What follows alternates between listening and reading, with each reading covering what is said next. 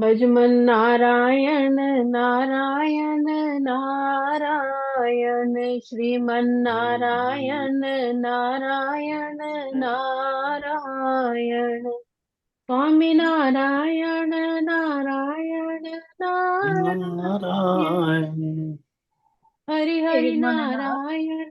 नारायण नारायण नारायण, श्रीमन नारायण नारायण नारायण, भव से तारायण तारायण तारायण,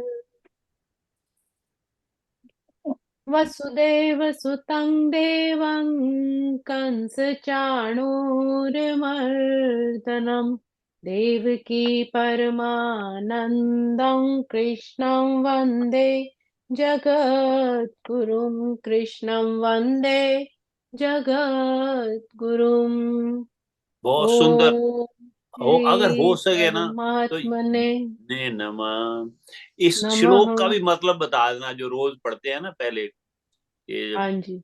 कंस देव के ये जो सारा, इसका भी अगर हाँ जी। हो सके तो इसको कभी समझाओ। हाँ जी, आज समय थोड़ा सा कम है तो कल मैं इसका भी अर्थ बताऊंगी। ठीक है। ओम श्री परमात्मने नमः। श्रीमद् भगवत गीता अथ पंचमोऽध्यायः। हाँ जी, प्यारी लाडली प्रभु की साथ संगत जी, हम 5वें अध्याय का श्रवण कर रहे थे, जिसमें श्लोक क्रमांक हमने 14 तक श्रवण किए। थोड़ा सा हम्म। सारांश लेके 15वें श्लोक की ओर बढ़ेंगे। हम्म। तो 14वें श्लोक में प्रभु अपने मुखारविंद से क्या बता रहे हैं? भगवान कह रहे हैं कि कर्म फल वो कभी भी स्वीकार नहीं करते। श्री भगवान अपने मुखारविंद से अर्जुन को कह रहे हैं कि हे अर्जुन, मैं कर्म फल को कभी भी स्वीकार नहीं करता, ना ही कर्म की प्रवृत्ति उनसे उत्पन्न होती है। वे कर्म फलों के संयोग से भी नहीं कराते हैं, संयोग भी नहीं करते। अर्थात अगर किसी के पुण्य है पाप है तो भगवान कह रहे हैं कि उनसे उनका कोई भी संयोग नहीं है, क्योंकि ये सब तो उस मनुष्य की प्रकृति के अनुसार हो रहा है। जो जैसा कर्म करता है उसको वैसा ही फल भोगना पड़ता है, उसको वैसे ही उसके कर्मों का फल मिलता है, चाहे वो पाप हो चाहे वो पुण्य हो। किंतु मनुष्य तो अज्ञानता में इतना डूबा हुआ है कि वो सदैव ईश्वर को ही दोष देता है कि ईश्वर पक्षपात करते हैं, ईश्वर कठोर हैं। किंतु असली में इसका उत्तरदायित्व जो हम स्वयं है, और हमारे स्वयं के दोष ही होते हैं, किंतु हम ईश्वर के ऊपर आश्रित हो जाते हैं। क्योंकि ये मनुष्य तो इस संसार में जीवन संघर्ष में एक रत प्राणी है। सागर की लहरें उसे उछालती रहती हैं। इस जीवन में बहुत बारी परिस्थितियां ऊपर नीचे होती रहती हैं, जिन पर उसका वश नहीं। किंतु इसका एकमात्र ही साधन है कि जब वो उस परमात्मा का सिमरन करता है तो वो इस भवसागर से भी पार हो जाता है, और उसके मन में बैठी ये अशांति से उसकी फिर रक्षा भी हो जाती है। किंतु ये मनुष्य अपनी अज्ञानता के कारण समझ नहीं पाता। कहने का भाव है कि जैसे बर्फ को अगर हम देखें तो बर्फ चारों ओर सिमटी रहती है, तो मनुष्य की बुद्धि भी उतनी सिमटी रहती है। लेकिन धीरे धीरे अगर हम बर्फ को एक खुले वातावरण में रखें तो धीरे धीरे वो पिघलना शुरू होती है। जैसे परमात्मा का नाम सिमरन लेगा तो उसकी बुद्धि भी फिर वैसे ही उसकी सोचने की क्षमता भी बढ़ती रहती है।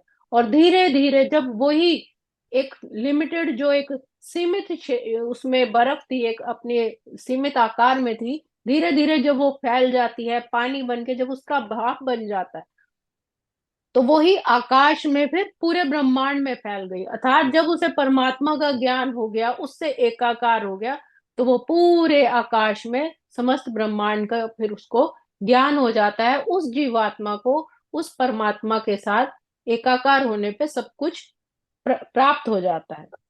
अब आगे का श्लोक, श्लोक क्रमांक 15। नादत्ते कस्यचित् पापन्न चैव सुकृतं विभुः, अज्ञानेनावृतं ज्ञानं तेन मुह्यन्ति जन्तवः। नादत्ते कस्य चिंतापन, अर्थात कभी भी स्वीकार नहीं करते, न पाप को, न चाहे सुकृतम विभु, विभु कहा है परमेश्वर को, सुकृतम अच्छे कार्य।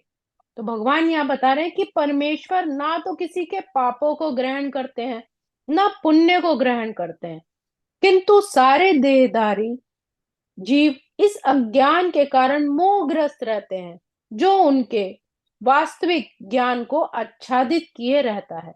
अर्थात ईश्वर किसी के भी पाप कर्म या पुण्य कर्म, शुभ कर्म को कभी भी ग्रहण नहीं करते।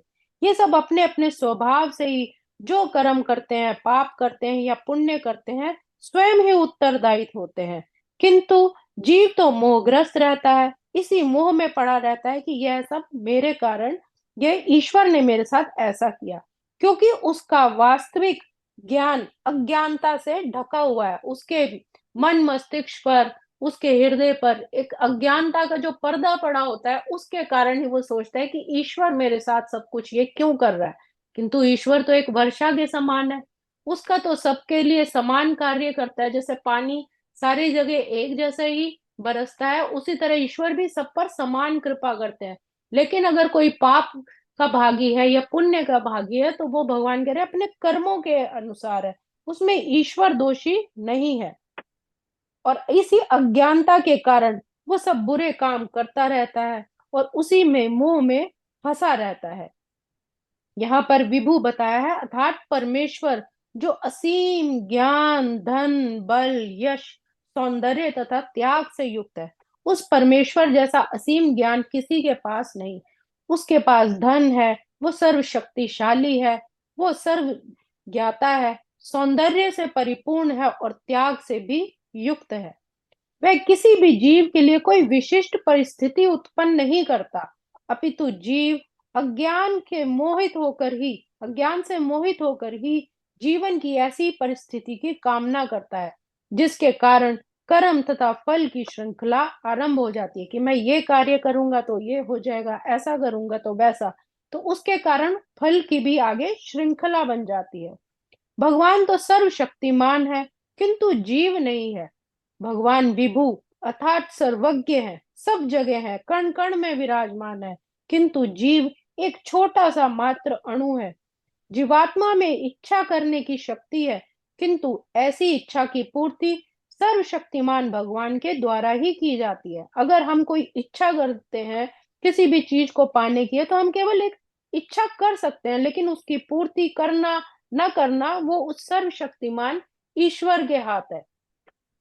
अतः जब जीव अपनी इच्छाओं से मोहग्रस्त हो जाता है, तो भगवान उसे अपनी इच्छा पूर्ति करने देते हैं, किंतु किसी विशेष परिस्थिति में इच्छित कर्मों तथा फल के लिए उत्तरदायी नहीं होते। भगवान से जो इसने मांगा कि भगवान मुझे ये मिल जाए, ऐसा हो जाए, मेरी ये मनोकामना पूरी हो जाए, तो भगवान इच्छा तो पूरी कर देते हैं, लेकिन फिर उसके कर्म फल के लिए उत्तरदायी नहीं होते।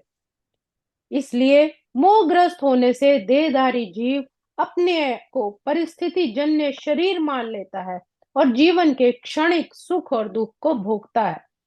उसको, क्योंकि वो मोहग्रस्त है, तो फिर उसको फिर ये सुख दुख भोगने ही पड़ते हैं। भगवान परमात्मा रूप में जीव का चिर संगी रहते हैं। हमेशा परमात्मा तो अंग संग सहाय रहते हैं, चाहे वो दुख हो चाहे वो सुख हो। फलतः प्रत्येक जीव की इच्छाओं को उसी तरह समझते हैं, जिस तरह फूल के निकट रहने वाला फूल की सुगंध को। एक फूल के आसपास जैसे उसकी सुगंध रहती है, ऐसे ही परमात्मा भी हमारे चारों ओर हमेशा ही विराजमान रहते हैं, किंतु अज्ञानता के कारण हम उसको पहचान ही नहीं पाते, क्योंकि मनुष्य अज्ञानता में और मोह में ऐसा फंसा हुआ है कि उसी में बंधन में पड़ा रहता है और उस परम पिता को पहचानता ही नहीं। भगवान मनुष्य की योग्यता के अनुसार उसकी इच्छा को पूरा करते हैं। आपन सोची होत नहीं, प्रभु सोचे तत्काल। अतः व्यक्ति अपनी इच्छाओं को पूरा करने में सर्वशक्तिमान नहीं होता, किंतु भगवान इच्छाओं की पूर्ति कर सकते हैं। वो निष्पक्ष होने के कारण स्वतंत्र अणुजीवों की इच्छाओं में व्यवधान नहीं डालते। एक छोटे से छोटा जीव भी अगर भोजन मांगता है, तो परमात्मा उसे भी देता है। कोई बड़े से बड़ा प्राणी है, मनुष्य है तो उसको भी उसकी इच्छाओं का फल भगवान देते हैं। किंतु जब कोई कृष्ण की इच्छा करता है तो भगवान उसकी विशेष चिंता करते हैं और उसे उसी प्रकार प्रोत्साहित करते हैं कि भगवान को प्राप्त करने की उसकी इच्छा पूरी हो और वो सदैव सुखी रहे। जो धन सुख वैभव संतान इनकी इच्छाएं करते हैं कि भगवान हमें ये धन संपदा मिल जाए, हमारी ख्याति हो जाए, हमें संतान मिल जाए, तो भगवान हमेशा अपना आशीर्वाद देते हैं और उनकी इच्छा पूर्ति करते हैं। लेकिन जो परमात्मा से परमात्मा को ही माने तो भगवान को फिर उनकी चिंता विशेष होती है, उनकी चिंता कुछ ज्यादा होती है और वो उनका फिर ध्यान भी रखते हैं और उसकी इच्छा को पूरी पूरी हो, उसकी ऐसी इच्छा पूरी हो और वो सदैव सुखी रहे। यही फिर आगे परमात्मा चाहते हैं।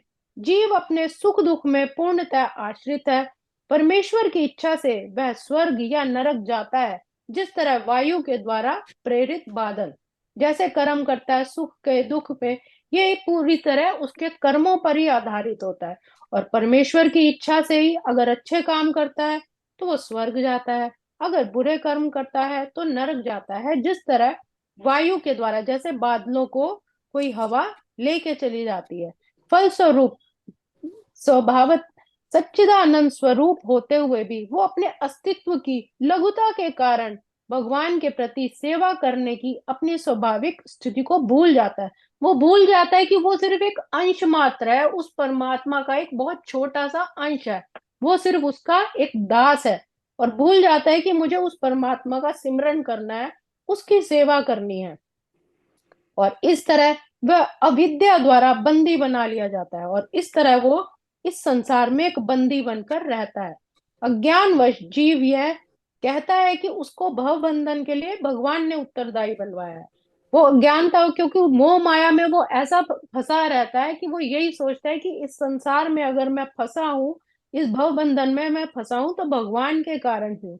लेकिन भगवान कहते हैं कि वो स्वतंत्र है, वो इच्छाएं भी कर सकता है और निष्काम भाव से अगर कर्म करे तो वो मुक्त भी हो सकता है।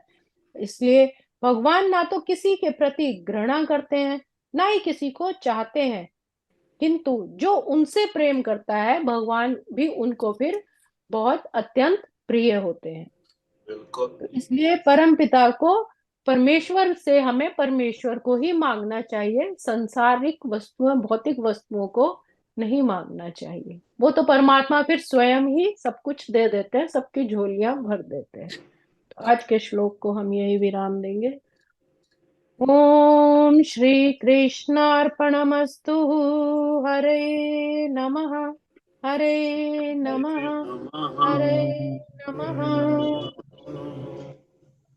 एक झोली में फूल भरे हैं, एक झोली में कांटे। कोई कारण होगा हो, कोई कारण होगा। तेरे बस में कुछ भी नहीं, ये तो बांटने वाला जाने। कोई कारण होगा हो, कोई कारण होगा। पहले बनती है तकदीर, फिर बनता है शरीर। पहले बनती है तकदीर, फिर बनता है शरीर। ये तो प्रभु की कारीगरी है, तू क्यों है गंभीर। हरे कोई कारण होगा कारण होगा। ओ ओ हरे कोई कारण होगा। धन का बिस्तर मिल जाए पर नींद को तरसे नैन। धन का बिस्तर मिल जाए पर नींद को तरसे नैन। कांटों पर भी सोकर आए किसी के मन को चैन। अरे कोई कारण होगा ओ, कोई कारण होगा। एक झोली में फूल भरे हैं, एक झोली में कांटे। कोई कारण होगा। तेरे कोई बस कारण में कुछ भी नहीं, ये तो बांटने वाला बांटे। कोई कारण होगा होगा। ओ, कोई कारण होगा। बोलो बाके बिहारी प्यारी लाल लाल की। की जय। सतगुरु महाराज की जय।